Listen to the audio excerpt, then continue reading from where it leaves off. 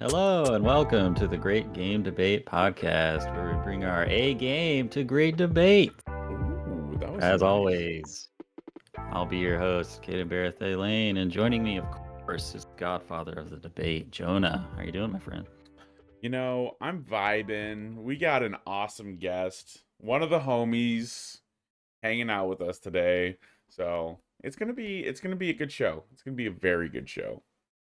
All right, and of course, the new kid on the block, Austin. How you doing, my friend?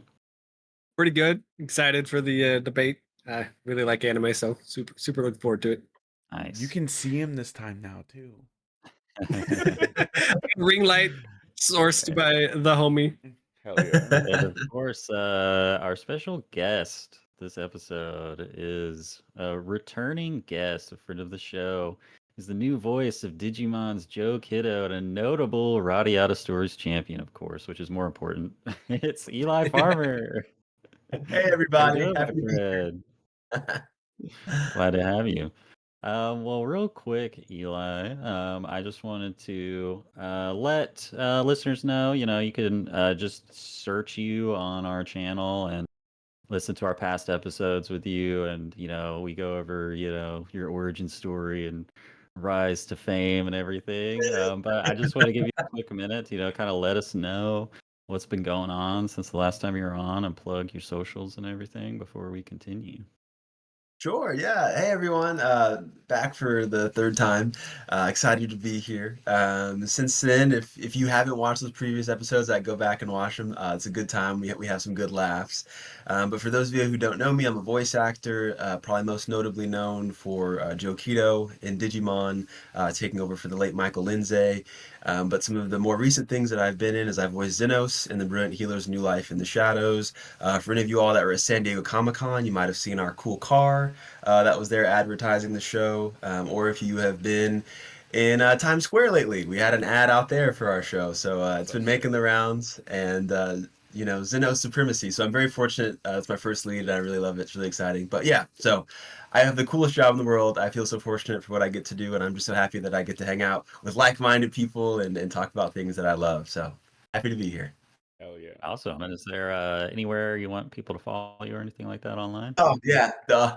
Awesome. So you can follow me on Twitter and Instagram at the Eli Farmer. Yeah, and that's pretty much it. And then I guess also Blue Sky, Eli Farmer. And if that's too difficult, I always say you can just Google Eli Farmer, and I'm the only one that pops up. Well, there's one other guy. He was a preacher in the 1800s, but it's pretty easy to differentiate which one's. All right. Well, that's Oh, one. you're He's not good. you're not the preacher guy in No, Digimon. I'm not the preacher from the 1800s. This is the I know part I'm we getting Google privileged. I was and gonna there's like say the old. great skincare routine. Yeah. Hell yeah. Well, it's gonna be one of those things where we Google it and like the old preacher guy, there's like blurry black and white old newspaper photos, and it like eerily looks like you, and it's like, wait You're a like, second, he's a time traveler. vampire time travel? What's going on? He was voicing different characters at story time at the church. I'm actually I'm like the He's Winter doing Soldier. They just unfreeze me every couple hundred years, and Yeah. Hell yeah. That's pretty good. All right. Well, we have a fun debate in store for the listeners today, so I'll turn things over to the judge, Jonah Gomez. Like Hayden said, we have a super fun anime related debate, and with Eli Farmer being a dub king himself, of course we got to do the ultimate anime debate. What's better, dubs or subs? So, representing dub anime, we have Eli versus Austin representing the sub anime. He's super thrilled right now because we just told him, we dropped the ball, that Eli is one of the legendary debaters on the show. So, he's real thrilled. Ooh. Not scared. Eli, as our guest, would you like to open or close the debate?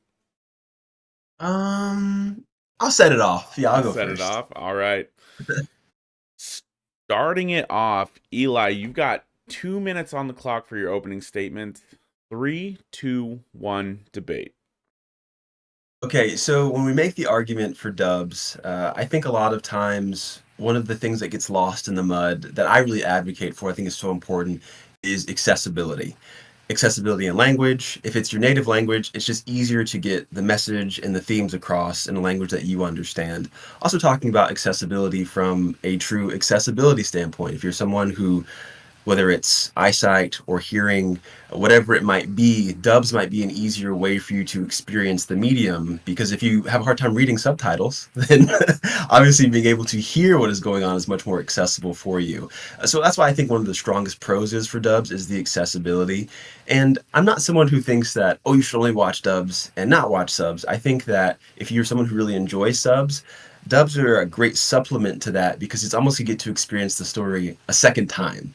For anyone, this is a great game debate. I know we love talking about video games. Anyone that loves a new game plus, this is almost like that for anime, right? So you get to watch it once, you get to watch the Japanese, you get to see it again dubbed in English. So it's like you get to experience it a second time, but there's just like little nuances and things that you get to pick up and you get to fall in love with it all over again. And there's very few things in life that give you the opportunity to fall in love with it twice. So that's just some of the things that I love about dubs. And also you can connect with the actors much easier. So if you want to get involved in your shows and you want to feel like you have a stake in it and a part of it, really easy to find us on social media, connect, find that like-minded group of people. So dubs, I think, are a wonderful piece of media.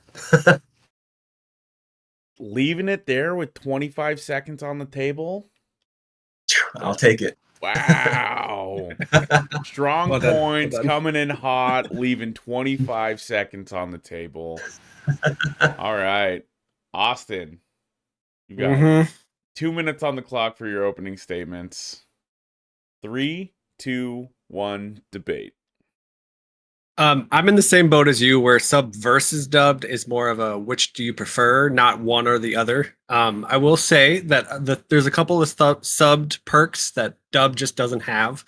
The two big things for most watchers is how soon can I get it and how much can I get. And there's just some stuff that isn't dubbed at all, and like especially the older stuff that you just have to watch subbed. And then of course, there is simulcasting nowadays, but most of the time you're going to be a week or two behind at best. The other thing I wanted to point out is censorship, especially when it comes to the US and it's put onto more like family-friendly shows. The big one I've heard is Yu-Gi-Oh! The Shadow Realm doesn't exist. It's one of the biggest things of our childhood, but in reality, the OG, they just died or they were knocked out or whatever, but it all got swapped over. So you don't really get the true, like, authentic experience. On that note, you also don't get the same vision that the director had. The director goes and handpicks all of his voices, how their mannerisms, all that. And when it comes to the US, it's somebody else being like, oh, we're just going to put this guy in there because he fits. And sure, he fits, but he's not to the T of what the director chose. Not that any of the voice actors are worse, they're just different. And it's not exactly going to be the same exact thing.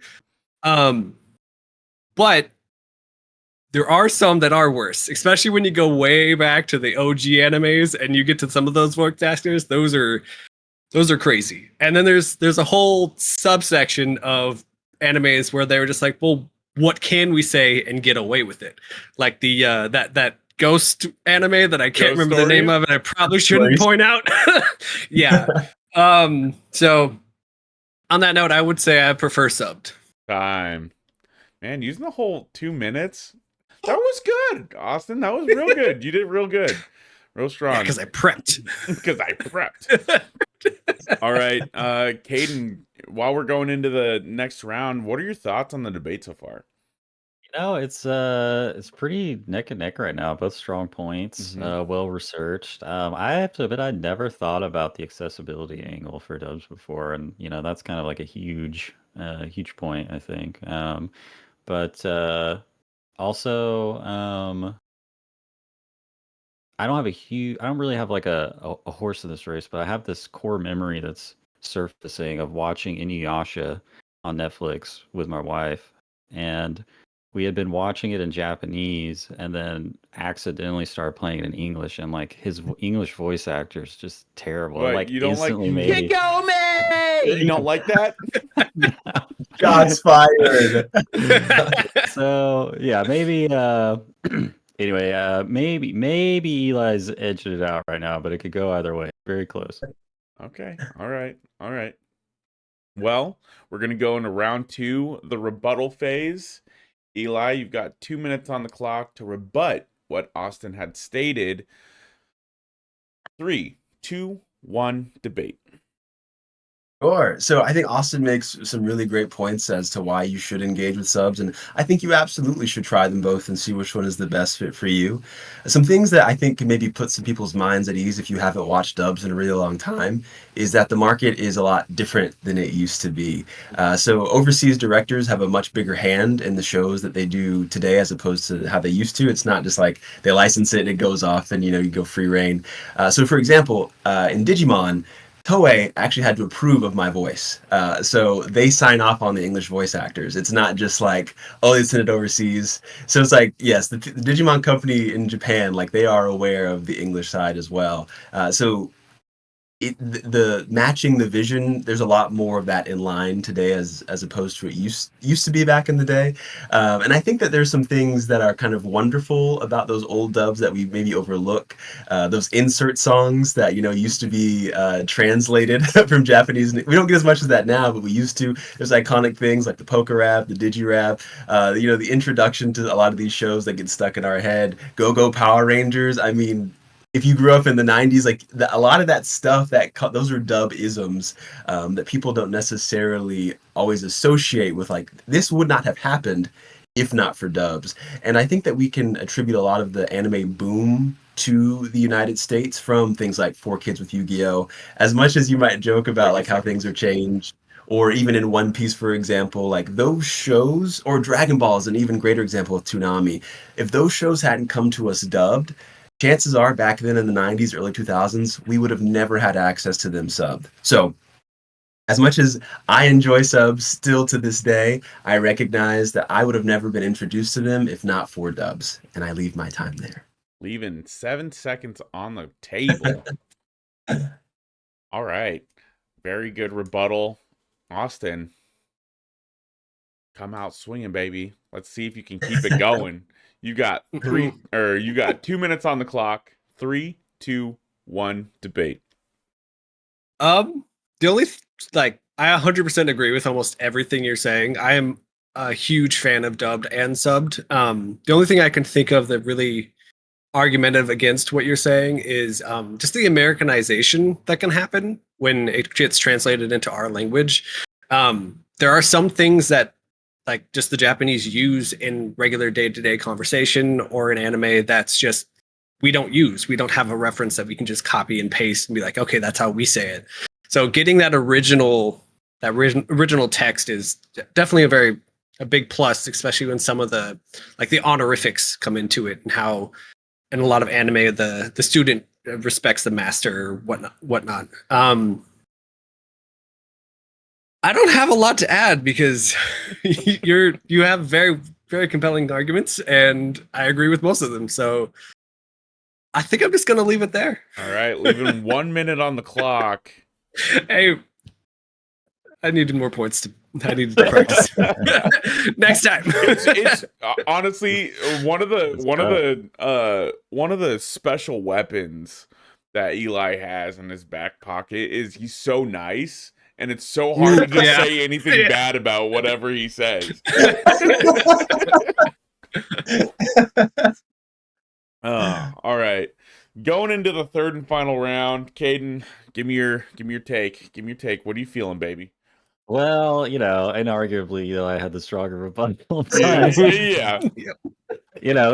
Eli could, admittedly chances are low, but he could fumble the closing statement and give Austin in. But honestly, I'd like to see it. I'd like to see it. Yeah. I want to see how you can be on this very tall tower and just fall from grace. Yeah. I will say, slight assist trophy. There's other media other than anime, Austin. Oh, okay. It's not anime subs versus dubs. It's just subs versus dubs. Oh, okay. All right. Going into the final round, Eli, you've got 2 minutes on the clock to close out your statements. 3, 2, 1, debate. Sure. So just in closing, I would say I think that anime is a beautiful medium that we get to engage in.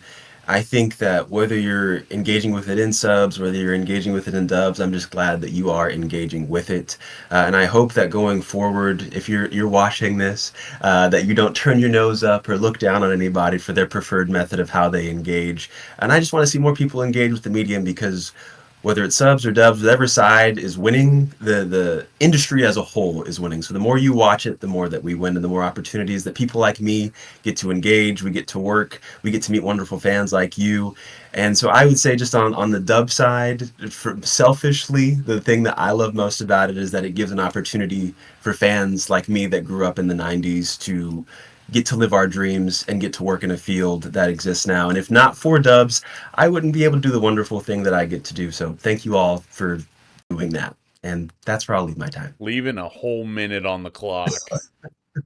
Saying thank Bringing you the and hopes leaving and a minute on dreams. the clock. Beautiful. Oh, gotta wipe away the tears. Hold on. Yeah. This is your chance, Austin. Make full use of that 2 minutes. You've got that Oh, full I'm 2 scared. minutes. Austin, you've got 2 minutes on the clock. 3, 2, 1, debate. Just to put in my 2 cents about what you talked about, I 100% agree. The worst thing you can do is argue that subs is better than dubbed or dub is better than subbed, and anybody who has a better idea or chooses the other is in the wrong. It's all about the media that you're consuming, not how you consume it. From everything from subbed, dubbed to my favorite reference is the Dragon Ball Z abridged on YouTube. It's just as long as you're getting to see what somebody put all their heart and soul into is just awesome. On outside of anime, maybe the little assist trophy we were being mentioning, trying to put dubbed on a live action show is sketchy to say the least. It's more than a little messy. There are definitely some aspects that subbed is just much cleaner. It's easier. It makes more sense. Not to say that nobody can watch it dubbed just because they don't like or whatever, but subbed in live action is yeah. I'll leave it at that. But in closing, I prefer sub just because I get to watch it sooner. I get to see the original content. I get to really understand a culture that I don't get any other part of. But at the end of the day, choose what makes you happy. Nice. Leaving it there. Yes, sir. 30 seconds on the clock. Beautiful. You know, I love it. you wrapped a nice little bow on the end there, I Austin. tried so hard. I'm proud of you. That was nice. Thanks. That was real nice. All right, Caden. We'll throw it back to you. Let's hear your final thoughts on how the debate went and get your vote. As an aside, I hadn't even been thinking about live action this entire time, and Austin just made me realize I do have like a deep-seated like prejudice against live action dubbing because it's like whenever I remember I was watching like Godzilla, what was the Shin Godzilla with a friend after I'd watched it in Japanese with my wife, and I didn't realize the stream we were watching was like the English dub, and I was just like, get this off of here, and I had to go find the. Tough. It's tough. So I gotta work on that personally. It's a personal issue, but no, I mean, Austin, you start out strong. You know, you have the toughest opponent. It's hard when like your final thought of your closing is you know, like let's all just get along. It's not a very strong position for your side of the debate, but yeah, but I appreciate the effort. But at the end of the day, like it's my vote. Really strong argument, Eli. Oh yeah, amazing, Austin. Yes, sir. You did so much better than I thought you were gonna. we put you against a titan, and you held your ground. You held your ground, and then you. I don't know if that was a compliment or an you insult. Crumbled. Oh, I crumbled hard, but I brought it back in the end. You did bring it back. You know what? You got smashed by that titan fist, and as it pulled away, we saw you getting back up, Yeah. We saw you getting back up, and you're getting that aura charge. You're going Super Saiyan at the end. But I'm sorry, it wasn't enough. Oh. Eli's getting my vote. I'm sorry. You did great. I just want you to know you did freaking amazing. Do I get a vote? Because I would also vote for him. Listen, if the voting is what's better, that's different. If we're voting on who's the better debater, no contest. Who debated better today? No contest. You are very good at what you do. Sportsmanship on display. We love to see it. It's amazing. Now, Well, I would vote for you, Austin. I would vote for you. oh, I appreciate see it. what I mean? Nice guy. Nice guy. All right. If you'd like to vote on what you think is better, or who you thought debated better, you can do that in the Cast Your Votes channel on the Discord, and we'll love to see you there. And with that, I'll throw it back over to Caden for some community questions. All right, my friends, you went through the fire and flames with the debate. Now it's time to chill out with some community questions. But before we get there, we got to pay our dues. It's time to shout out our patrons. Thank you so much to Dan Giesland, Pucho, Randall Reborn, Cherie Clark, and also a quick shout out to Hunter Pearson for designing our new logo, and Abstraction, aka Ben Burns, for all our new music. So thank you, everyone. Thank you. All right, so we got a few anime-centric questions here coming in from our Discord. The first one is from community member Artemis. What was the first anime or TV show you remember getting hooked on, and how did it shape what you watch now? I'll kick us off here. I had a weird experience. I can't remember how old I was. I was probably like preteen, and I had to go to New York to stay with my estranged aunt who I'd never even met before for some reason. I don't even remember the reason. We were at her house for like 3 days or something. And, that was like from North Carolina to Long Island. So it was like a big trip. And we spent a lot of time in her kids' room all watching TV together. And they had, I think it was Spirited Away by Studio Ghibli on DVD or whatever. And I'd never even heard of Studio Ghibli or really watched a lot of anime at that point. And that movie just like blew us all away. And I think like the whole like 3 days we were there, we were basically watching like Spirited Away like on loop. Like we were just like, bright-eyed like 12, 13-year-olds like, whoa, what is this? But yeah, Studio Ghibli just really stuck with me since then. This last year I got my wife the like Blu-ray collection of the Miyazaki directed Studio Ghibli's, and we watched through all of them, and some of them I hadn't seen since I like was a kid, and it was interesting to re-examine them as an adult with like different life experience, because there were some like maybe Porco Rosso, like as a kid, I was like, I do not understand what's going on here, and picking up the subtext or anything on the romance or like the war story or whatever. And as an adult, you can kind of pick up on that stuff. So, it's cool to revisit stuff too that was formative when you were a kid. But yeah, so I guess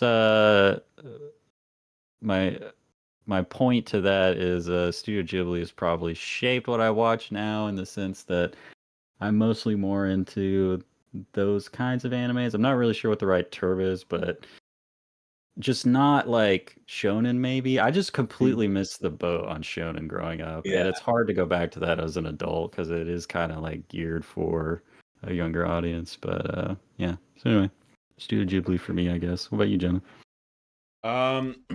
So back in the day when I was a kid, some of the, like I grew up like pre-kindergarten, like super into Pokemon.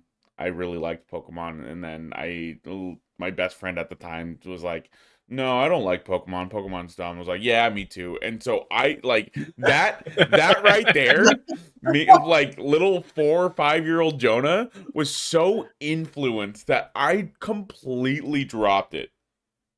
Wow, Yeah. And dude, what a miss. I'm still not a big Pokemon fan, but that's just because I never got back into it. Yeah. Um, Oh my gosh. Wow. But we'll fast forward.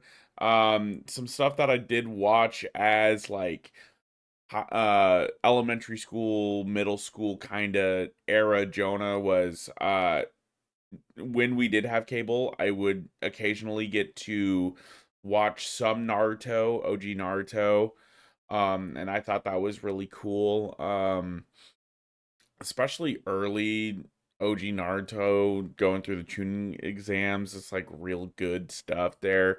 And then I got to see a little bit, or I watched a lot of Yu-Gi-Oh! I tried to go back and watch Yu-Gi-Oh! Bro, it's rough. I'm sorry. It's real rough to go back to.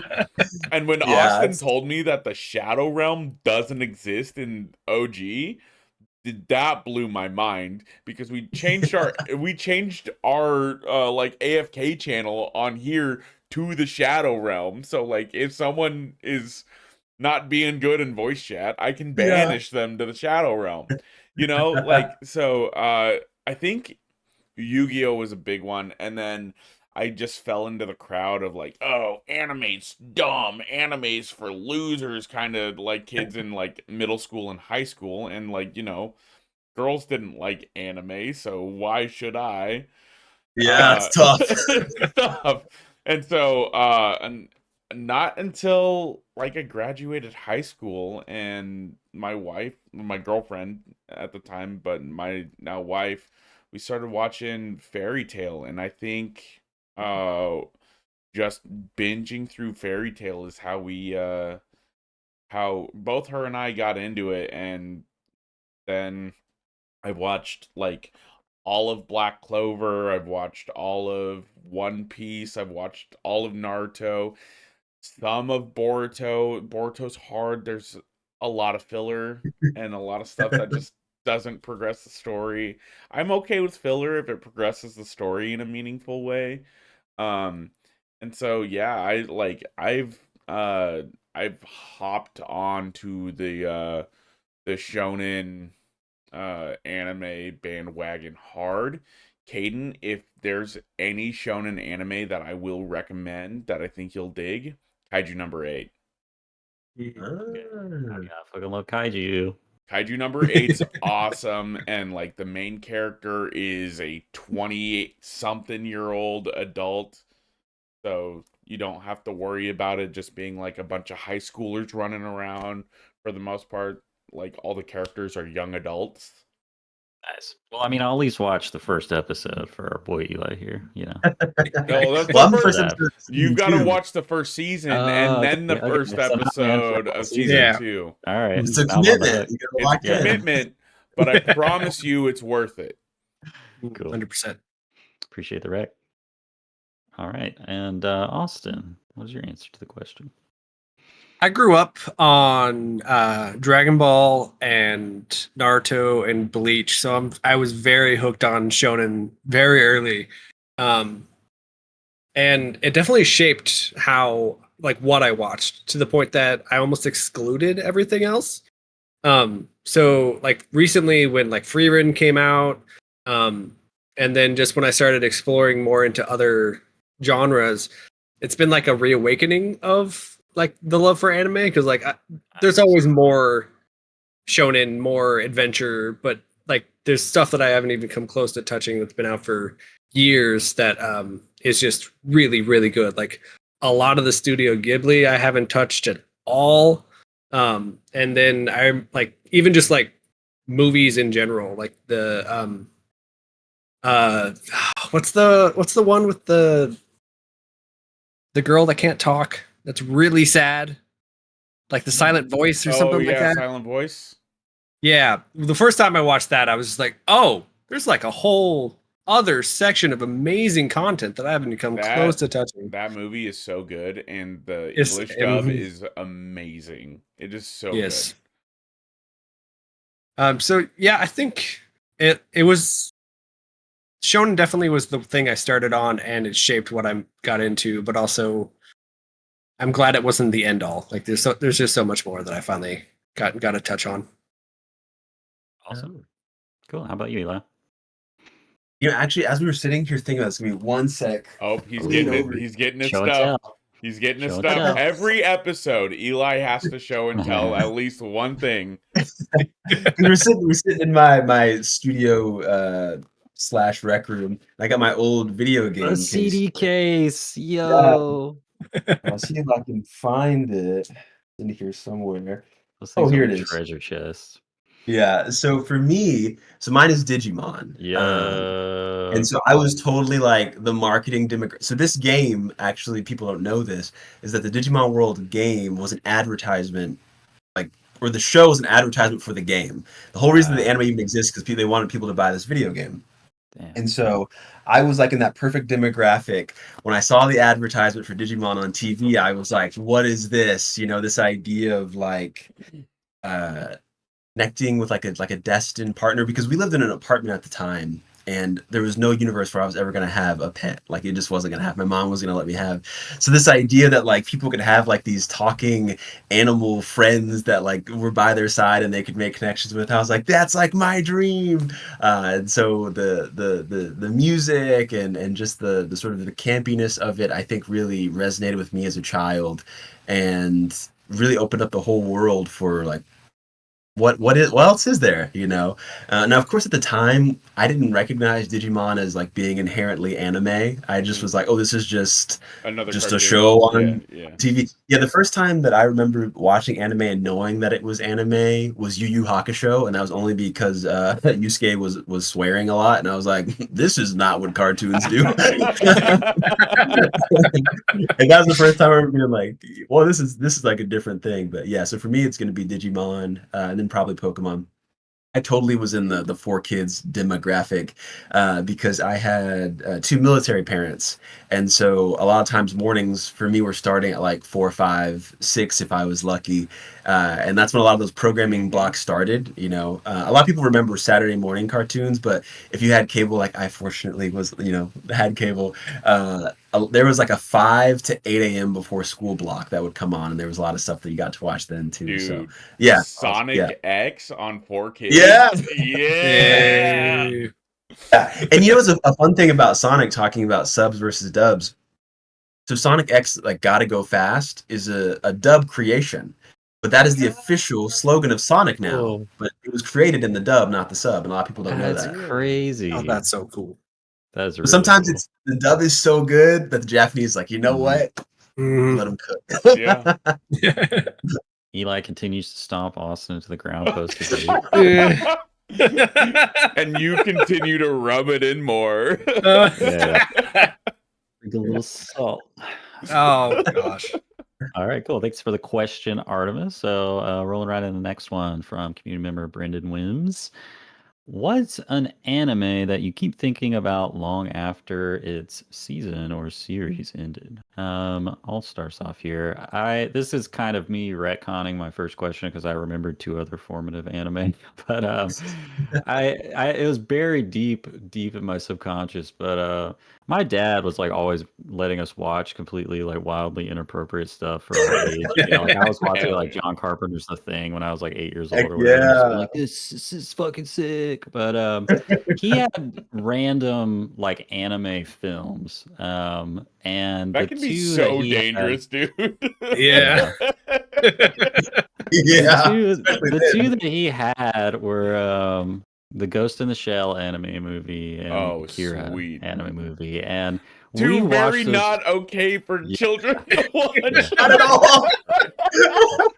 I'm having arguments with my wife about like, so how soon can I let our son watch The Thing and Akira? You know, but we would watch those movies all the time, and you know, you can imagine for like an 8 to 12-year-old or whatever, just watching something like Akira or Ghost in the Shell is just like you're glued Oh my to the gosh, the screen. body Like, this is horror. the crazy, Yeah. And so really, I think about those a lot. But I had recently watched Ghost in the Shell, and you know, the way things are going now, like we're more and more entrenched in like technology and like AI and like all this stuff. We're getting into cybernetics, you know. They got like the dudes that are getting the what are the, I can't remember what they call it, but you know, Elon's brain chips or whatever. That's Yeah, allowing him Yeah, to like yeah. control Neuralink or Neuralink. Yeah. Neuralink. Yeah. That movie's just, we're getting closer and closer to that as a reality. But man, just like the opening credits of that movie where like Major Kusanagi is being made like in a factory, and like the soundtrack is just so like bizarre and weird. But one of the themes of that movie that's like really stuck with me, that I think went over my head completely when I was a kid, having rewatched it recently, is like kind of the core question of that movie is like, what is life actually? Like, what qualifies as life? And the answer the movie seems to put forth is like the ability as a species, at least, to like procreate. Like, if you can't make life, are you life?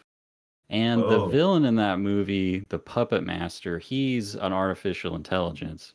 And when he captures Major Kusanagi at the end of the movie, what he is trying to accomplish is merging their consciousnesses to create a new consciousness. So she survives, she gets out of there alive, and the puppet master's gone, but his consciousness is like integrated with hers, and it's like a new thing. And after that scene, when their consciousnesses integrate, there's this very brief scene where like it's a first person point of view from like, I guess, Major Kusanagi, and she's seeing like an angelic being, like a robed being with wings, like descending. And like as a kid, I was like, this is just some crazy visual shit. I don't know what the fuck this is, but it's Dude, cool. But as an adult, I'm like, I've never watched Ghost in the Shell. I you need to gotta watch Ghost watch in the it. Shell. This Yeah. sounds awesome. But yeah, now finally like absorbing like how like complicated the plot is and deep the plot is, and that as an adult, I'm just like, oh shit. And like when you finish watching it, you're literally like, what is life? Like, you know? So that's one that's really just kept on giving, Yeah. as your own mind and personality matures, become an adult, you squeeze so much more out of that movie. But yeah. Anyway, how about you, Eli? um, the question was one that's like stuck with me after watching it, right? Yeah. Yeah. Mm. So like a I season, like you're like, oh, I can't wait for this next season, or a show that ended, and you're just like, it's rent free in your brain, I guess. Yeah. So my fiance and I, we watched it together. Attack on Titan. And Nice. I didn't, and it's funny because we were able to watch the ending as it aired live, but like, because it took so long for it to come out, Hmm. like, we didn't watch it until like 5 years after it had started airing, but we Yeah. still managed to catch the ending live. And I remember we both sat there and we looked at each other, and I was like, I think we might have just watched the greatest anime of all time. Like, it Oh was one of those wow. moments, like, this might actually, it's hard to say because it's so new. But it's one of those, like, there's no plans for anything else. It feels like it was wrapped up pretty definitively, and I'm like, dang, that's it. And Yeah. it's a show that has this drama and these twists and these turns, and the concepts are so unique. Like, there's not really a lot of things that you're like, oh, this is like Attack on Titan. Like, it's hard to be like, this is like Attack on Titan, you know? And even the visuals, like the way that it's stylized, it's like there's not really a lot of shows that look like Attack on Titan. I know that obviously there were some moments where the budgets got constrained and some of the Titans had to be 3D instead of hand drawn. But I think if not for maybe that one blemish, even from a production standpoint, you'd be like, man, this show is like in a league all of its own. I And yeah, so I haven't would say, finished Attack on Titan. Like I was waiting for the final part to come out yeah, because like my wife and I, we really got into Attack on Titan. We rewatched a bunch of it like cuz they did season 2 a really long time after season 1, and then they did yeah, 3 like a couple years after that. And then they broke 4 into 3 parts. It's like uh 2 seasons and then a movie, right? something like yeah. It's done really Well, weird. I mean, the movie is like a compilation film of the last couple episodes, but Yeah. yeah. And so I haven't seen that last like movie part. So Mhm. you just get to like the end, and I was like, because we were watching the final episode of season 4 part 2 or whatever, and I'm like, there's so much that still needs to happen. How is this the end? Because like Sure. each uh each time they were ending the parts of the season, they were the advertisement of that show was terrible. Um, each time they're like, it's the finale of Attack on Titan. Come watch it this Sunday, Sunday. And it's like, oh, I'm getting hyped. And I'm like, wait, there's more? Plot twist. It Plot keeps twist. going. There's no plot twist for the show. It's just a plot twist for when the show's coming out. But dude, I like that pick. That I do like because of some of the plot twists. I know that show gets a lot of flack. But I mean, it had the balls to change a direction and then commit to it and not listen to the Hard. fans, you know?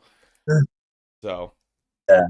So that's what I would pick Attack on Titan as the one that stuck with me, and the other one is if someone was like not Attack on Titan, I'd throw Yu Yu Hakusho in there as well for just like one, like you watch it, wraps up with a nice bow, and you're like, dang, wow, I feel good. Love that feeling. sweet. Love a limited series. Just knowing to end it. All right, John. That is What about you? something I feel like a lot of companies struggle with today is knowing Yeah. when to They want stop. to keep milking that cash cow, you know? Yeah.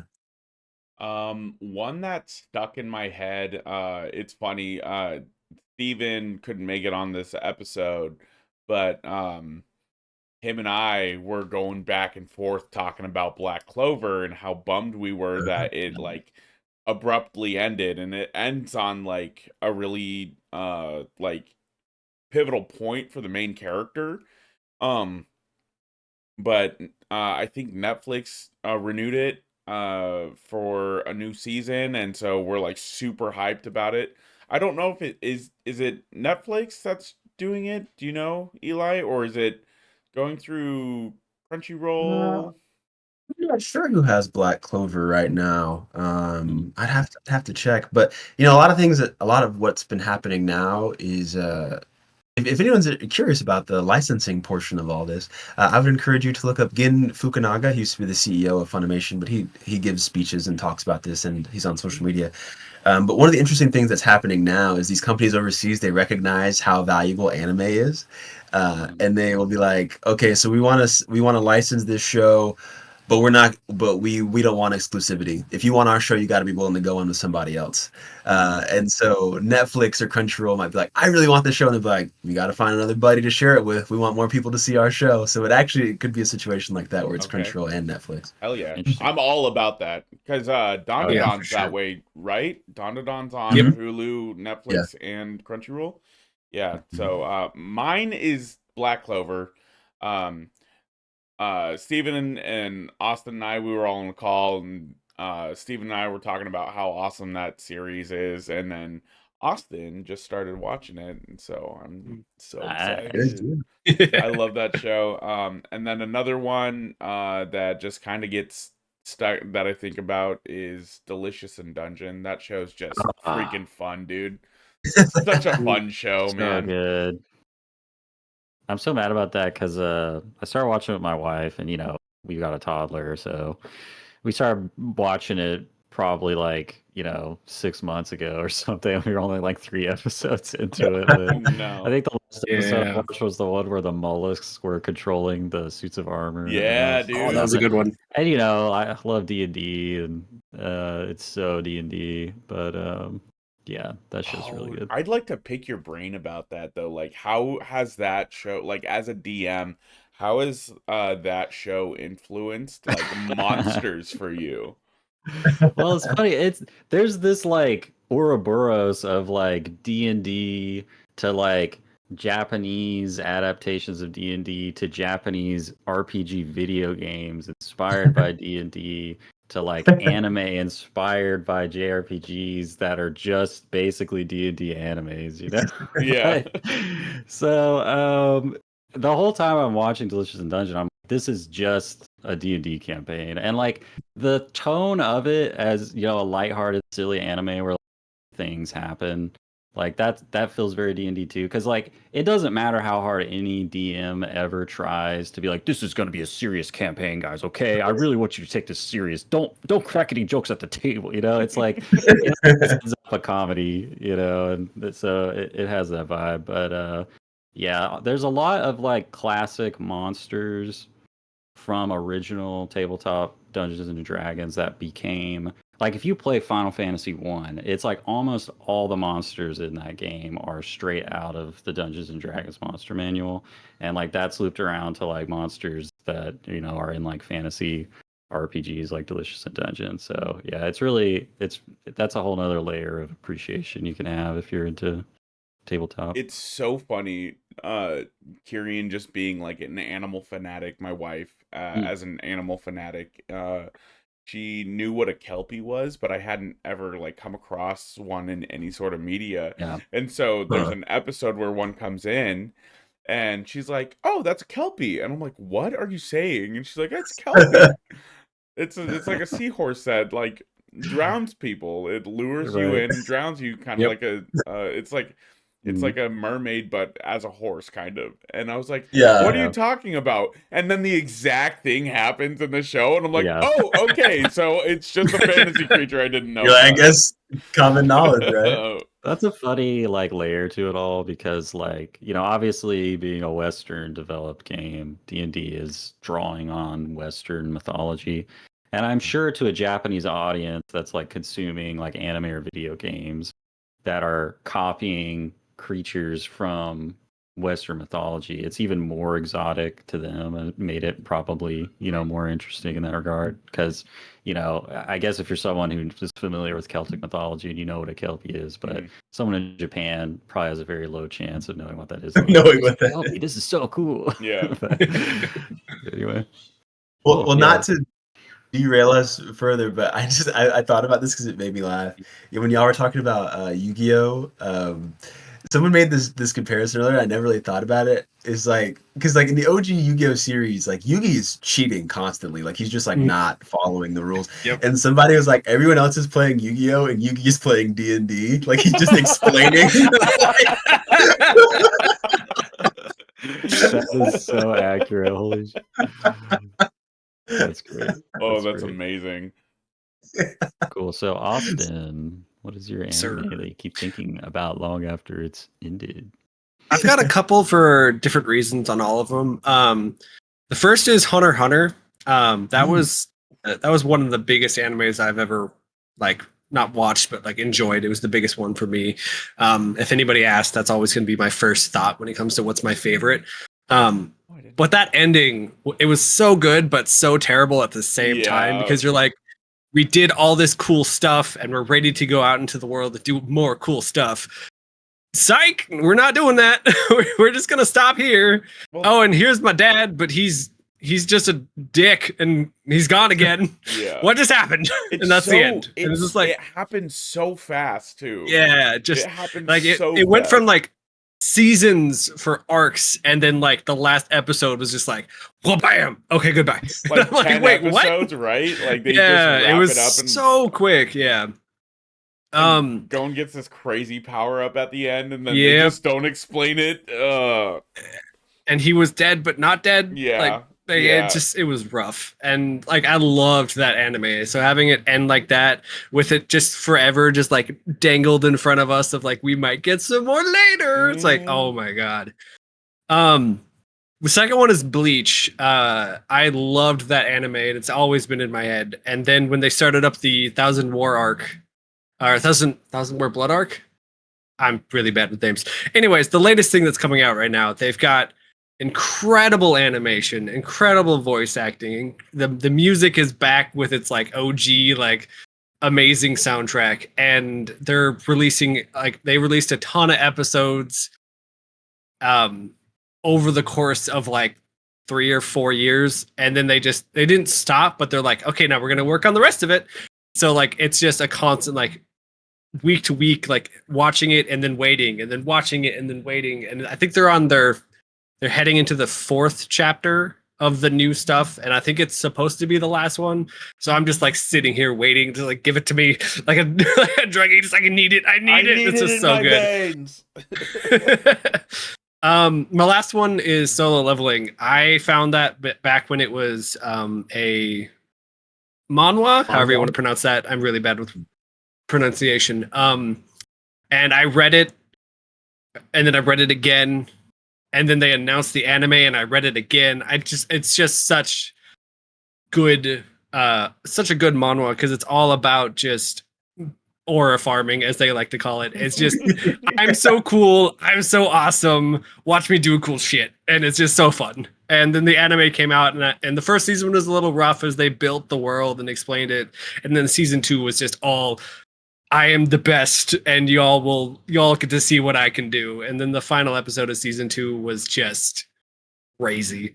So I'm super looking forward to that one, season 3, when it comes out. And then they're making little teaser jokes about, oh, we don't know if it's gonna come out or not. I'm like, yeah, right. The biggest anime of the decade, as the people are arguing, isn't gonna come out. Sure, whatever. Weekly breaks Crunchyroll when the episode Yeah. drops. Yeah, okay. Repeatedly. The only people beating the solo leveling records was the next episode of Solo Leveling. It's like, come on now. It's gonna come out. Cool. Before we move on, this is the shout out to Steven. I don't know if this would be a pick for him, but I know he and I both are really into Berserk. And that was another like anime I probably shouldn't have watched at the age I was. I don't know what that came on. Maybe it was like on Netflix streaming, but like the 1990s like, you know, hand animated Berserk. Like there's like another anime reboot that's like that like style of like 3D animation, but the original one that covers the Golden Age arc. I went into that just like, oh, this looks like a cool anime. Click Netflix. Never heard of Berserk, and by the end of that, I'm just like, I'm a shell of a man. What did they do to Guts? Like, but that like permanently changed my brain in the way that like anytime there's a video game that gives you the option to have a strength build and use a great sword, it's like gotta do it. There's Locked no, in. it's not a choice. Elden Ring put Guts' sword in there for you It's to just do that. good. Yep. That's just like the other thing, you know, is like that show, that anime has influenced so many creators that grew up watching it. There's so many people like making video games and, you know, manga and everything now that you see those tropes, you know, like all the Souls games, like going back to Dark Souls 1 with like, you know, Knight Artorias of the Abyss. It's like that just is Guts. Like he's even got like a limp arm, great sword. He's fighting like the Abyss, you know, may as well be hell. But yeah, damn. Shout out to Berserk, dude. Shout out to Yeah. Steven. We miss you, buddy. Shout out to Steven. Yeah, I'm sure he's Legend. gutted. He can't be on this one. I see what you did there. Hey. Anyway, next question comes up from community member XWF Outlaw. Shout out to him. We have channels for different kinds of media on the Discord. You know, we primarily discuss video games, but he's like only active in the anime channel. Yeah, I see him. So, I see him in other channels, but yeah, Yeah. like that dude's got the the anime anime guy. channel locked down. And honestly, I respect it. he Yeah. writes these short, concise reviews for different animes that he's watching, like season to season, and they're amazing. They're amazing. He Mhm. just gives a score 1 out of 10, and then just like a paragraph, and it's enough. It's Nails it. perfect. Yeah. Bite-sized little reviews, and it's amazing. I remember the Excellent. first time I saw him in that channel, I was like, why is somebody just copying, pasting reviews from a review website about anime? Like, I don't understand what's going on. And then I looked at it, I was like, oh, that's his. Oh, that's really well written. Oh, he's got good opinions, man. All right. So the question is, what is your preferred watch style? More paced out for more breathing room, you know, maybe like an episode or two a week, or just a straight up binge, you know, just like nonstop for like multiple Oof. days and then it's over. So I'll toss this one to you, Austin. What do you think? I think in the moment when I'm watching the week to week and having to wait for it, I'm gonna say, "Oh, I wish I could binge this. It's so good." But I feel like most times when I binge an anime, especially if it's something that like I'm not 100% like invested in or locked in or like focused on, like if I'm multitasking, it just kind of all blurs together and I'll forget the really good details, or I won't really be as excited for another fight scene or whatever. So I think I'd definitely choose the week to week watching it as it comes to really get that full experience of like this has like the next 30 minutes of my life, and this is the only thing. And then I'm going to be super excited for the next week's version of that. Yeah, awesome. I'll piggyback on that. I'm the same way, and I used to binge anime, and because you just could, and I probably still would if I have the choice. But now that I have a child, it's like the option to binge anime does not exist. Like I'm forced to watch one episode a week. But I found like I think it really does enhance my enjoyment of the show because it becomes like such a long event that it like reinforces and ingrains itself in your memory, I think. So you really do like I think on the level of like comprehension, like if you had to take like a test on what the anime was about or whatever, I think that watching it slowly over a long period of time really helps you digest it a lot better. But yeah, what about you, Jen? I think it depends on uh kind of a couple factors for me. If it's like a shonen or something that's like completely out, hell yeah, I'm gonna binge it. If it's something like Solo Leveling, for instance, y- like that is a binge show. That is a show that you binge because every episode is a cliffhanger, and then the way season 1 ends, it's like that's it. And then you waited like what, 10 months for season 2 to come out, and it's like, oh, finally. And it hits so good. But like I watched all of Solo Leveling season 1 week to week. I did not have a good experience with it. I really didn't. And then season 2 came out.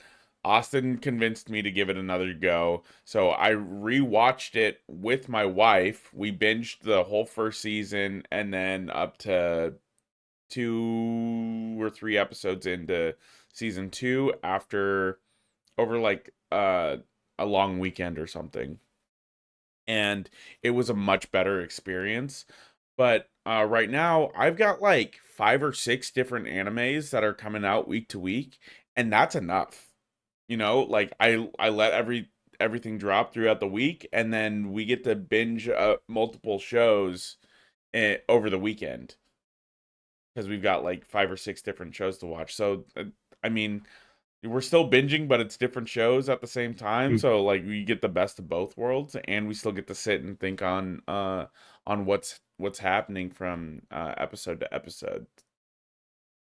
Oh yeah, I hadn't thought about that take before. It's like some anime maybe are better to be binged. Mhm. Yeah. Like the thing you'll hear the most when you're on the fence about anime, like a certain show, is that somebody be like, "Oh yeah, you just got to get through season 1," or it kind of dies off at season 2, but it comes really good at season 3. And like if you had to not binge it, you had to sit week to week through those seasons. It'd be a lot more difficult to be like, "Yeah, I made it through." It's like I just went all the way through and Bro, watched it all in one I sitting. could not imagine how Naruto still has fans after the Great Ninja War. Yeah, Dude, for sure. you look at a list, and it's like episode 250 to 255, it's all filler. And then you Yeah. get like 3 episodes of canon stuff. And then from like 260 to 300 is all filler. It is all filler. Everyone gets captured except for like Team 7. Everyone gets captured, and it's just 40 episodes of those people's streams. Could Yeah, you imagine watching that week to week? it was tough. That's a year. That's a year, because that's week to week, 40 episodes, dude. That's almost a whole year of just That's filler wild. Yeah. of some people's favorite show, dude. Yeah. All right, Eli, what you got for us? Crazy. I think pretty consistently I've been a week to week guy. There's only been 2 shows that I can remember binging. Uh, and that's because I was introducing to my fiance. She'd never watched anime before, so I was like trying to like get her into it while she was like, I kind of want to watch this. I was like, all right, she's committed. Let's lock her in. Let's try to get her to watch as much. And now Like I was she trying to hates like no. I was trying to win her over with like exposure therapy. Like if I just keep dumping it on her, she's gonna start liking this, and it worked. But yeah, usually week to week, like I think even now, one of the things that I enjoy is that whatever day of the week it is, mostly, well, I would say maybe like 3 or 4 days out of the week we have like a thing. So it's like, oh, it's Dawn to Dawn Thursday, or it's Kaiju number 8 Saturday, and like we have like a thing that we watch. And Oh, you're one of the watching other the things same that I stuff as me? enjoy, yeah, other things that I enjoy now that I didn't really get to because anime wasn't like proliferated the same way back then that it is now, is that I have people that I can like talk to about the episode of the week. Like, oh my god, did you see on Saturday? Like, yeah, that was so crazy. Like, I wonder what's gonna happen next. So I think you lose that part of it when shows are binged.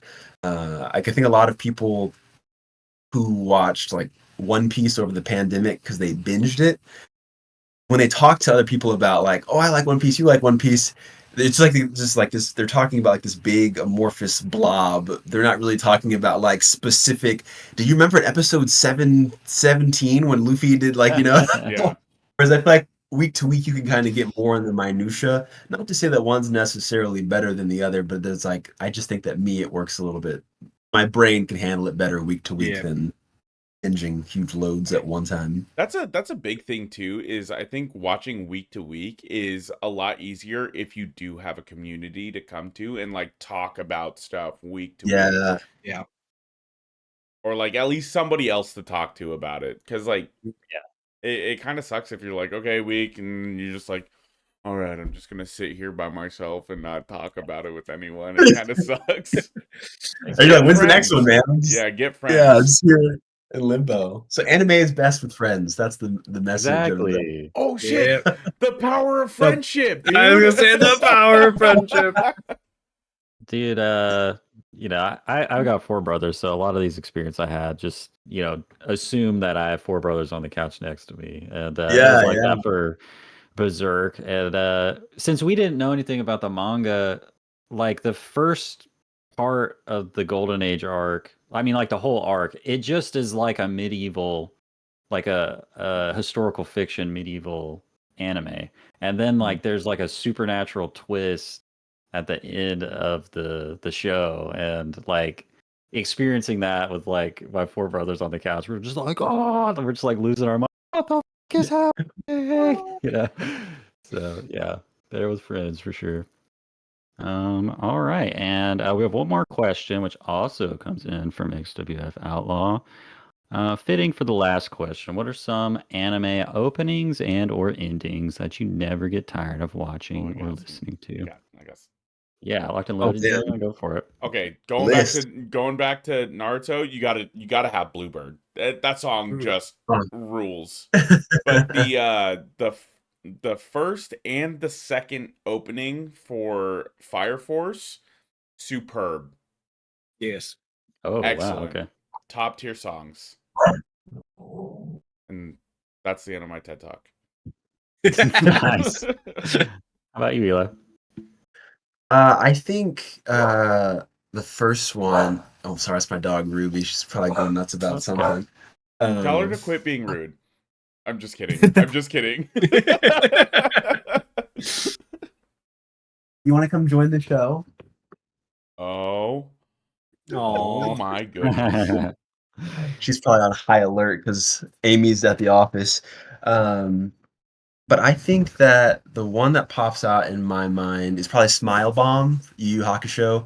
The opening, whether it's in English or in Japanese, I think that that is like makes you feel good every single time you hear it. I'm trying to get another one that's like. Did y'all ever watch Aruka 7? Sounds familiar. I might have. So there's a show. The character, his name is Rinten, and he's got a love interest. Her name's Eureka, and it's like a mecha anime, and there's like air surfing kind of, but they call it lifting. Anyway, that show has some really good opening and endings. there's an ending called Fly Away, which is really good. Um, yeah, those are the ones that stick out in my mind. Like the and I don't know the name of it, but anyone that watched Inuyasha has memories of like, or even in the Inuyasha era, like falling asleep and then waking up to the Inuyasha ending playing on Toonami. That's another one that sticks out of my head just because I was exposed to it so much. But yeah, those are some of the opening and endings that I would throw out there just off the top of my head.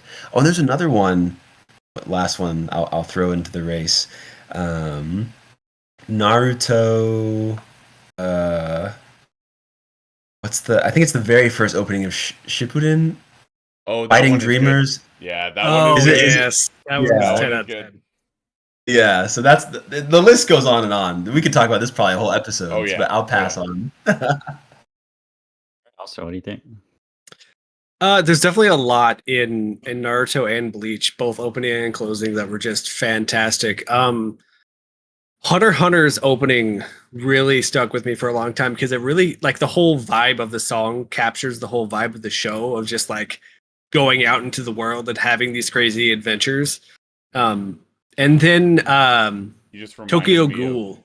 Oh, dude, yeah, Tokyo Ghoul. But you with Tokyo that, Ghoul is so good. And then that one, I think it starts playing during when he got captured and was being tortured, and he breaks out, and it starts playing in the background as he's fighting whatever that big guy's name was.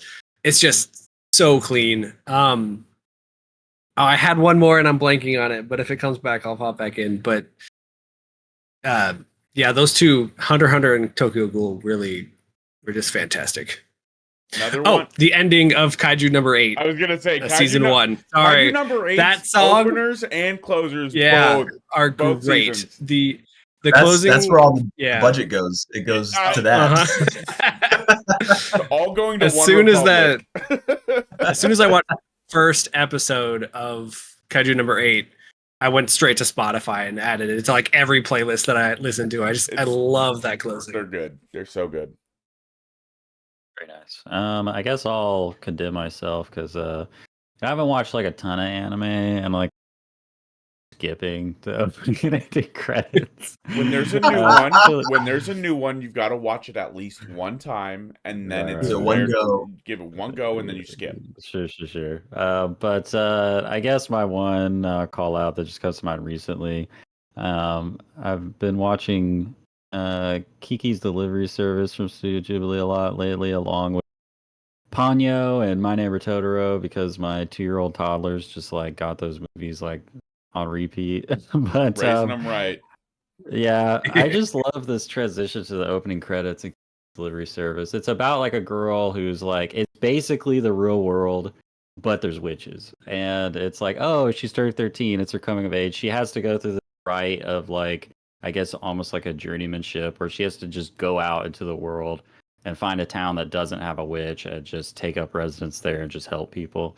And it starts off with her leaving at midnight on her room, and then the way it transitions to the opening credits is the one thing she's brought from home is like her dad's little portable radio, like a FM radio or whatever.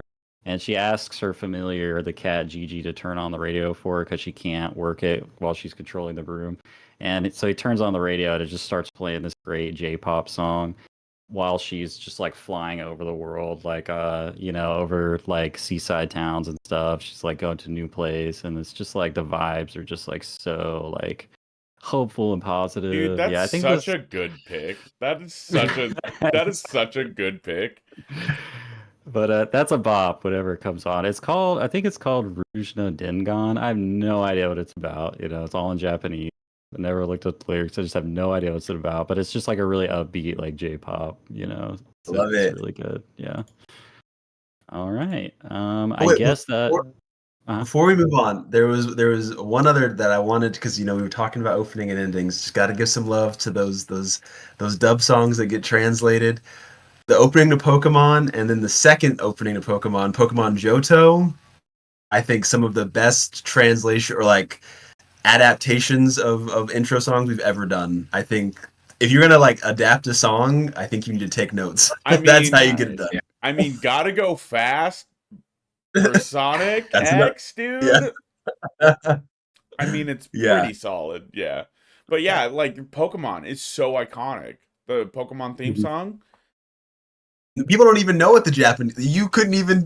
Yeah, You couldn't even hum nobody. it right now. I bet you there's a lot of Japanese people that don't even know the original Japanese theme song to Pokemon. My friends, thanks for answering our community questions. And now it's time for the pitch. All right, my friends.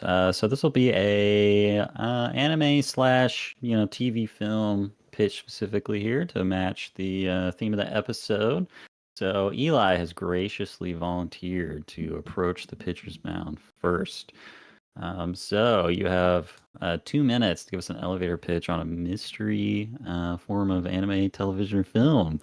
And I'll give you a countdown. 3, 2, 1, go. Awesome. So the show that I am pitching is currently airing. If you like superhero shows, this is a twist on the very common superhero experience, and one that revitalizes the system in a way that I don't think that we've seen in a long time. So a lot of times in these stories, people get their powers from all kinds of sources and entities or whatever it might be. In this show in particular, heroes get their power based on public perception. So what people think about you, what they see in you, is how you acquire your power. So there's a character in the show. This is one of my favorite examples of this. Is everyone views him as being like very rigid, and very strong, and very powerful, and unyielding and unbending. So he gets super strength.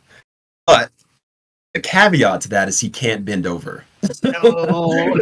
So he has to be upright and strong all the time. So it's this twist, and like there's not all like the powers aren't always good. It's not always a good thing to have people believe so strongly that you are this thing. There's a girl in the show who her public persona is she's in a relationship with this guy, and her power originally is teleportation. But people are like, oh my gosh, we love you all so much together that she loses the ability to teleport anywhere, and she can only teleport to this guy's side. So it shows how there's these nuances in the power of social media, the power of public perception, and how these heroes have to navigate this space, and also how companies can take advantage of this because they can make the public see you in one way, and then you gain powers in line with how the public views you. So there's all kinds of behind the scenes shady deals happening, and then there's like this forward facing thing where heroes are wonderful and X, Y, and Z, and there's all kinds of drama and nuance, and then and on top of that, there's a hero ranking, and so everyone's vying for the #1 spot. So yeah, it's juicy, it's good stuff. So superhero twist. Nice, leaving 5 seconds on the table. Yeah, that's meaty. It sounds very topical and of our time. It doesn't sound like something that could really have been written, like before the internet or Dude, something. he didn't even get into the animation. The animation of the show is Oh, so damn. awesome. They mix 2D and 3D really well. Like Yeah. it's not like some shows where it's like, oh, the budget's low, so we're putting a 3D model. It'll completely change art styles and animation styles from episode to episode and like mid episode. Like it'll be you'll see the characters living their day to day as 3D models, and then they'll get in a fight scene, and it's very comic booky, like 2D classic anime style, and it's really cool. It's really sick. Do any parties, corporations or whoever, like use their like social media influence to cause like an adversary's powers to change to something detrimental? Does that ever happen? Well, maybe not necessarily detrimental like in that moment, but there is an instance where the public persona, like the public perception, forces someone to fight in a style that is like not normally how they would fight. They're like, your fans want you to do this, and so he's like, crap, if I don't do what the fans want, I'm gonna lose my powers. So I got to make this Yeah. like dumb decision that I normally wouldn't make. So it's like their Oh, hand can man. be forced by the public in those This is instances. just like, what if you're like an internet content creator but a superhero? Like it sounds. That's It's exactly just a what it's like. perfect. It's just so perfect. Yeah, I mean, I'm in. This is just like an incredible premise. It's like I 100% would watch for sure. Like, Jonah, yeah. sounds like you're already in. I'm already Sorry, in. like- I'm a little bit behind on it. There are a couple things like as many high things there are about the show, there's like a couple things that it's hard. The pacing's really weird on the show. Um and they kind of jump between a bunch of different characters just because they're trying to get you in with the world and figure out what's going on. So it can be a little hard to keep track of what's going on. That being said, the show's got fantastic potential. Like Sure. it's really awesome. And yes, I'm in. Austin, what do you think, Austin? I'm further behind, I think, than you, but You I've guys are also all watching this already? yeah, I've watched it already. It's very good. I think I'm only behind because I'm busy. I just haven't had the time to get caught up. Mhm.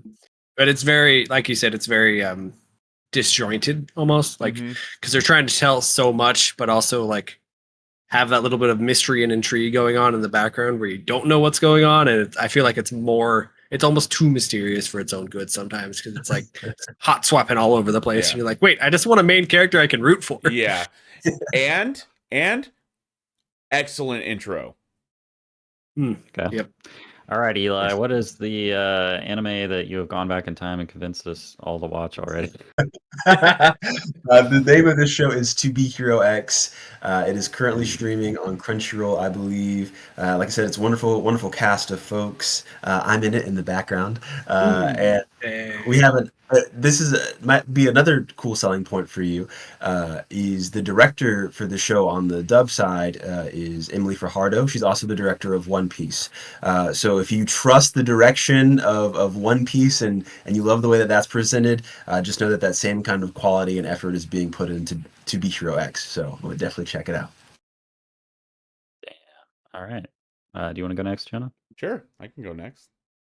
You gonna count yourself or do your own timer? I'll do my own timer. You want to count me in? All right, Jenna. Please approach the pitcher's mound. 3, 2, 1, go. All right, so I've got one. We're gonna go a completely different direction. I like this show. It is pretty original, and it takes a lot of focus off of like Western, like media and like mythology. It really does take inspiration from it because it's not like directly copying like D&D per se, but they've got it, the main bad guy slash good guy in the show. It's kind of hard to tell, is like these dark beasts which are like the opposing force on the world, but you also get to see the different humanoid factions warring against each other to try and take over like the land. And I think one of like the cool parts about this show that I really like is they do have like an elven kind of race, but they're mostly like mixed bred out in like the year that they're in. So like there's not a whole lot of elves anymore except for the royal family, and they have like uh magic ability to forge really strong weapons out of a specific material in the world, and they're more dwarven kind of built in this fantasy world.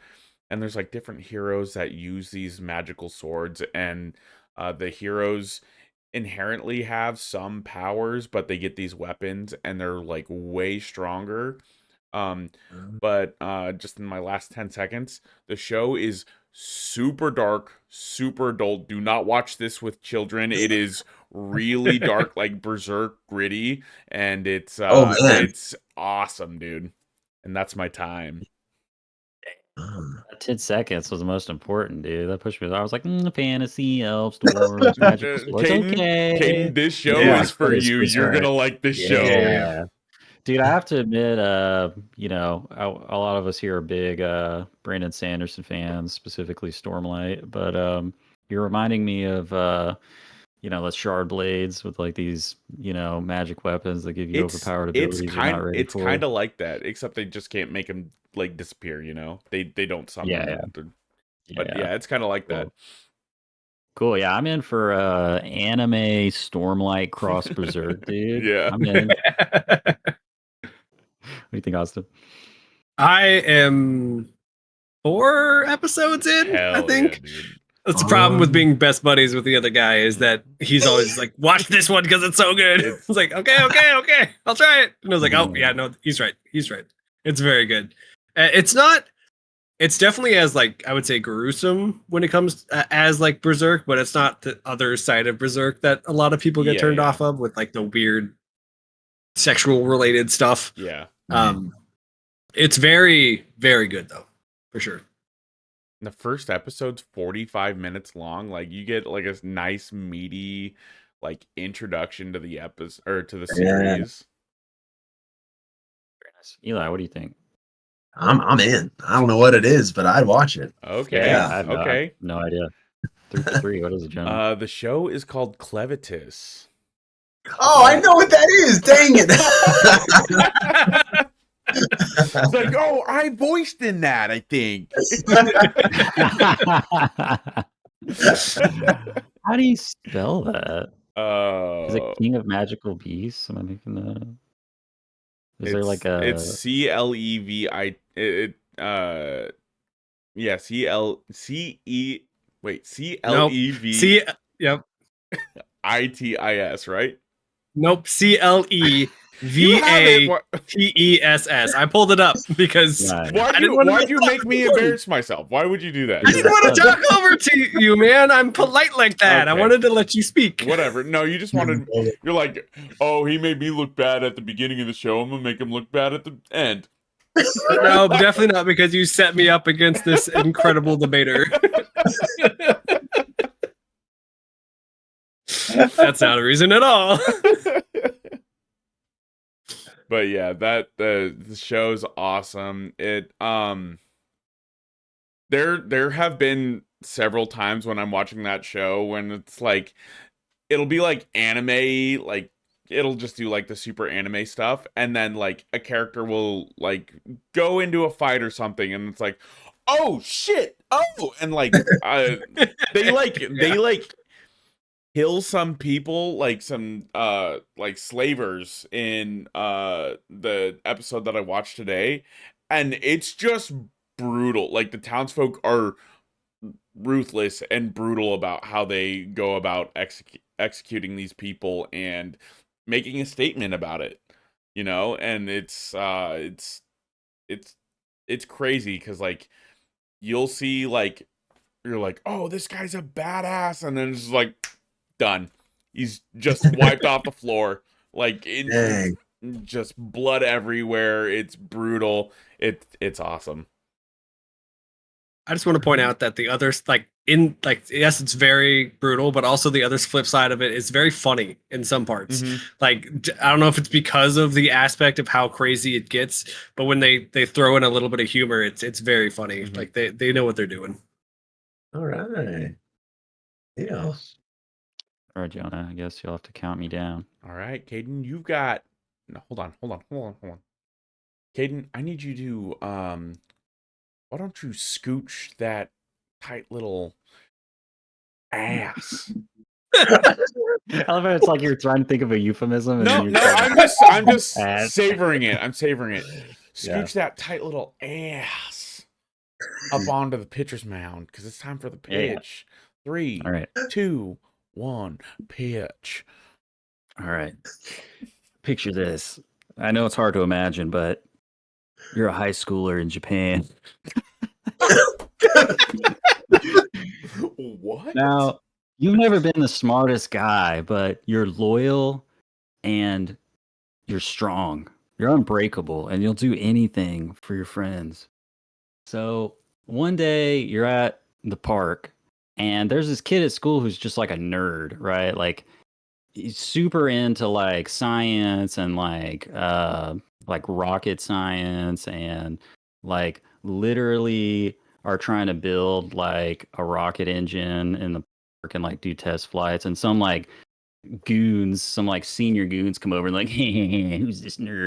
And they're just like smashing his like science experiment, and you come over and you're like, no, that's mean. You can't do that. Here, hit me instead. I won't even fight back because I'm so good. I won't even fight back, but you can hit me instead. And you save you saved the science experiment, and the dude's like, damn, bro, that was really cool of you. We should be best friends. And so like someone who's like a brain, but not like necessarily like the strongest body, like they need like the muscle of a guy like that who can like carry around their like big bulky science experiments for them. So they despite the disparity in their intellect, they become like best friends. Well, 30 they seconds. decide to do a test flight with a payload. They're like, we need a payload. I don't know. We got to put something in there. And so you're like, well, there's this girl I know, and she's like an artist. She could make us like little dolls of ourselves to put in the rocket as a payload. So she comes. She has no idea what's going on, but she's like, I made these dolls, and then she just gets wrapped up in the whole thing, and you just become like a trio of best friends. And then you just start. You fall in love with her, and then you're about to propose your love to her years later, and then cosmic radiation petrifies you both before you tell you love I knew her. it. I knew it. I knew it. What? I knew it. I was like, there's no way he's just pitching the first episode, like the first 5 minutes of the first episode.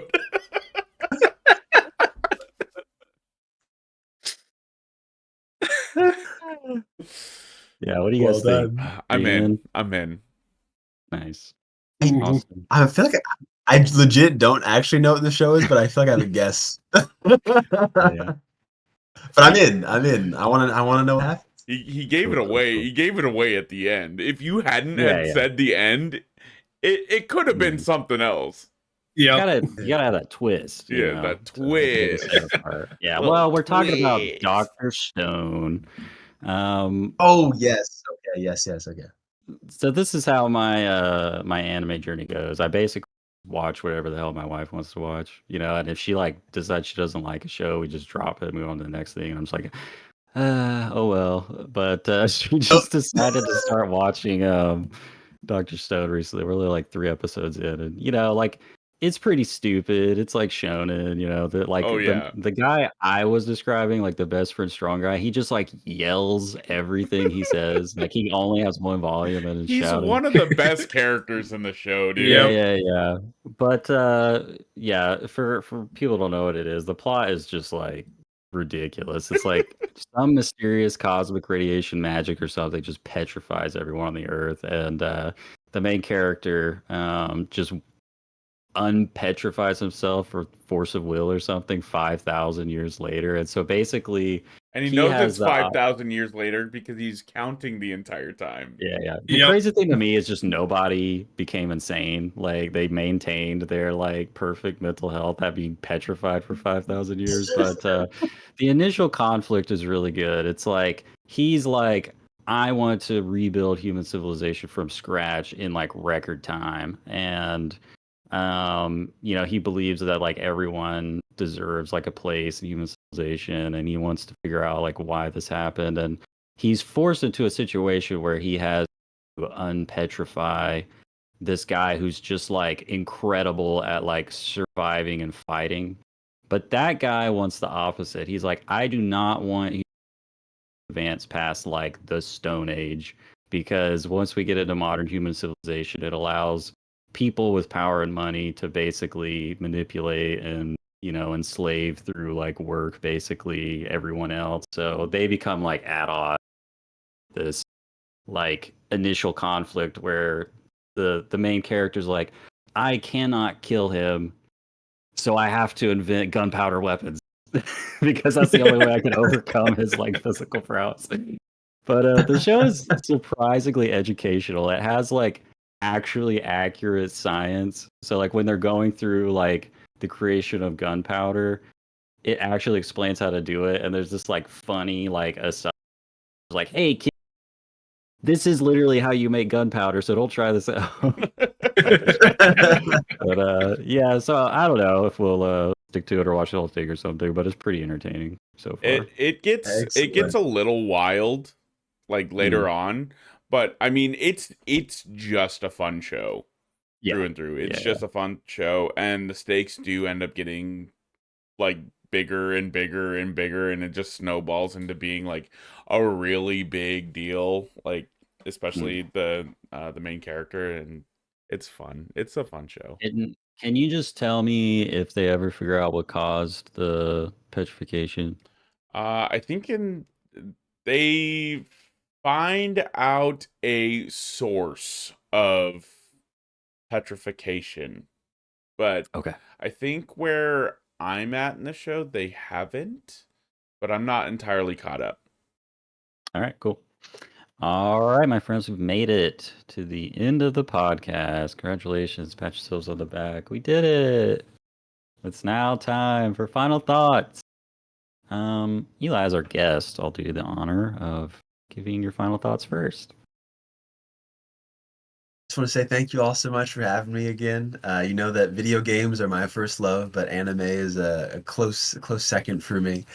So it was cool to just be able to come and talk, especially now. Gosh, what is it, 2, 3 years later, to have like true like seeing the other side of the industry and like seeing how the sausage is made and a lot of times that kind of kills people's love for it, but not me. I actually think I love it more than I did if you had even asked me 2 or 3 years ago. And so to see that transition live with you guys has been really awesome. So yeah, I'm glad to be back for a third time. Oh yeah, man. Oh, yeah, man. Heck Thank you yeah. so much for coming back. All right, Jonah, final thoughts. I shout out to Eli for coming back. Super short notice. I was just like, "Hey bro, you want to come back onto the show?" He's like, "Hell yeah." I was like, "Sweet. All right, do you have anything that you want to debate?" And he's like, "I don't know, I can think of something." And then I was like, "Wait, you're doing a lot of dubs now. What if we do dub versus sub?" And he's like, "I'm in." And so like it was just super easy to network and set up. So thank you for just being accessible too. Um, you know, it's the first like true episode of us coming back off hiatus, season 3 starting. And I said this earlier to you, Eli, but honestly, wouldn't rather have anyone else to do this with. Like, you are such an awesome guest. You're a great person, and it's just fantastic to have you back on. Hell yeah. All right, Austin, final thoughts. Super happy to be here. Feel like I'm finally like knocking off the rust of being the new guy, just learning the ropes and whatnot. Yeah, dude. Definitely have a lot to learn still, but having a great time. Definitely enjoyed the debate. Definitely lost the debate. Had a great time. It's okay. We all know. We all know, like, when we have those debates. Sorry, no. We all know when we have one of those debates where it's, like, very unbalanced. And you're like, Yeah, you happens to know, us all. I participated. I tried my hardest. My opponent did really well. And you know what? I just gotta own up to it. Proud to represent. Proud to represent. Hell yeah. All right. My final thoughts are I have a friend who informed me today about the existence of a website called wplace.live. Never heard of it before. And they just threw it out in conversation. Like, I found this on wplace. Just expecting us to like know what the hell they're talking about. Know what So it I looked was? it up. And it's this very bizarre Google Maps of the entire Earth, but it's being used as a canvas for pixel art. And like everyone who goes on it and makes pixel art on it is like sharing apps, populating the map of the entire planet with pixel art. And it's fun to just go to like your hometown or like wherever and see like what people who live there are putting on the website. So, I used to live in Asheville, North Carolina, and I zoom in on Asheville, North, and there's just a pixel art graphic of Superman and Batman making out of Will Win or something like that. I was like, yeah, Asheville, let's go. So what was the name of this website again? It's called wplace.live. Save I that don't one for even later. know. It's a weird name too for the website. I don't know what it has to do with anything. But yeah, it's very fun just to like scroll through. My friend who showed it to me lives in Alaska. They zoom in on their hometown. And there's a pixel art graphic of Sonic the Hedgehog just with like bloodshot weed smoking eyes, like smoking a J, and I was just like, yeah, okay. Sonic Amazing. fans Alaska coming out. All right, well, I've been your host, Kaden Brett Land. Thank you for joining us on the Great Game Debate podcast, and as always, happy gaming. Bye. Bye.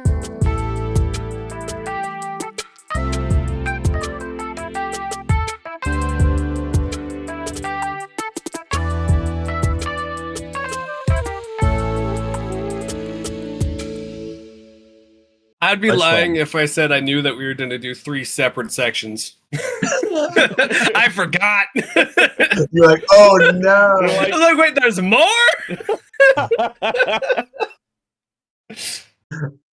Okay. Note to self, have more prepared next time. Got it. You know, when Jonah brought up the part about other types of media, I had a point that I was going to make, and I was like, that's overkill. Just go Oh, ahead. damn. Just I appreciate the restraint. Doubling down on the nice guy, man.